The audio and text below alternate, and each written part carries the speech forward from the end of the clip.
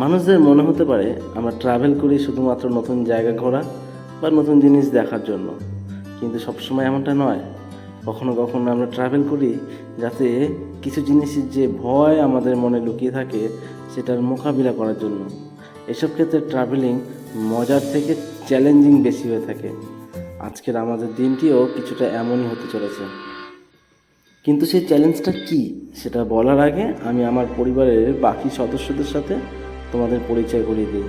এখানে দেখতে পাচ্ছ রয়েছে আমার স্ত্রী, আমার ভাইয়ের বউ, আমার ভাই, আমার মা এবং আমাদের সবার প্রিয় ছোট্ট কাঠি। এই জার্নিতে আমি একই সময় এক্সাইটেড এবং নার্ভাস দুটোই ছিলাম। এক্সাইটেড কারণ এটাই আমার 2 বছর মেয়ের প্রথম কলকাতা ও চিড়িয়াখানা জার্নি, আর নার্ভাস কারণ এটা গরমকাল, পাশাপাশি কলকাতার ভিড়, চিড়িয়াখানার বড় ভয়ঙ্কর জন্তু, সবই আমার ছোট মেয়ের জন্য প্রথমবার। আমরা পৌঁছাতে চলেছি ভিড়ে ঠাসাঠাসি, গরমে হাঁসফাঁস করা সিটি অফ জয় অর্থাৎ কলকাতা মহানগরীতে। এবার এই গরম, ভিড়, ভয়ঙ্কর জন্তুরা জিতবে নাকি আমার ছোট মেয়ে, সেটা একটু পরেই জানতে পারবে। তো আমরা এখন পৌঁছে গেছি কলকাতা, কিন্তু এখানে রোদ দেখে খুশি হওয়ার থেকে ভয় বেশি লাগছিল। কিন্তু কলকাতার রাস্তায় আমাদের যখন হলুদ ট্যাক্সি, নীল আকাশ, বিশাল আকৃতি সুন্দর অট্টালিকার দেখা মিলল, এছাড়াও রোদটাও কিছুটা কমে গেছিল, তাই আমরা মহানগরীর সৌন্দর্য সবাই মিলে উপভোগ করলাম। যদিও শিয়ালদা থেকে আলিপুর চিড়িয়াখানার বাস অ্যাভেলেবেল সবসময়, তবুও গরমের দিনে বাসের কাছে পৌঁছে বাস ধরা একটু চ্যালেঞ্জিং হয়ে পড়েছিল, কারণ বাচ্চারা এক জায়গায় কখনো স্থির থাকে না।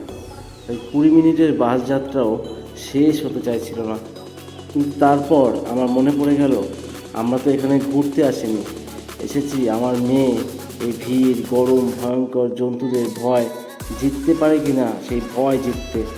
তাই আমরা আবার যাত্রা শুরু করলাম চিড়িয়াখানার উদ্দেশ্যে। চিড়িয়াখানার ভিতরে ঢুকে যা দেখলাম তা ভাষায় বোঝানো সম্ভব নয়। গেট দিয়ে ঢুকেই সুন্দর রাজহাঁসের জলকেলি, আমার মেয়ে তাথই দেখে তো পুরো অবাক। সোনামা এই প্রথমবার দেখেছিল। তারপর সোনামা রাজহাঁস, হাতি, ময়ূর, সিংহ সবই দেখলো এবং দেখে তার খুশির ঠিকানা নেই। সবাইকে সে হাতির ইশারায় ডাকতে লাগলো। তারপর যেটা বলেছিলাম চ্যালেঞ্জ, হ্যাঁ ঠিক, কারণ এখানে এখানে বড়দের খাবার তো সেরকম পাওয়া যায় না, বাচ্চাদের খাবারও তার পাশাপাশি কিছুই নেই।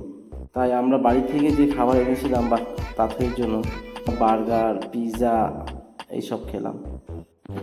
তারপর আমাদের দেখা মিলল জিরাফ, বিভিন্ন সরীসৃপ এবং সুন্দর সুন্দর হরিণদের সাথে। সোনামা তো এতটাই খুশি যে ও বেরোতেই আসতে চাইছিল না। তো আজকে বুঝতে পারলাম বাচ্চাদের নিয়ে ট্রাভেলিং করা, ঘোরা কতটা প্রয়োজন। আজকের মতো খুশি আমার মেয়েকে এই 2 বছরে কোনো দিন দেখিনি।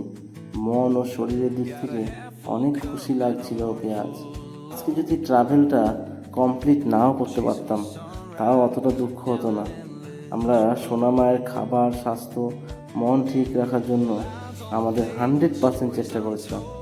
তাই যদি আমরা পারি এটা করতে, তাহলে আপনারা কেন নয়? শুধু একটা সাহসের সাথে বাচ্চাকে নিয়ে বেরিয়ে পড়তে হবে, তাহলে আপনারাও এই চ্যালেঞ্জটা জিততে পারবেন।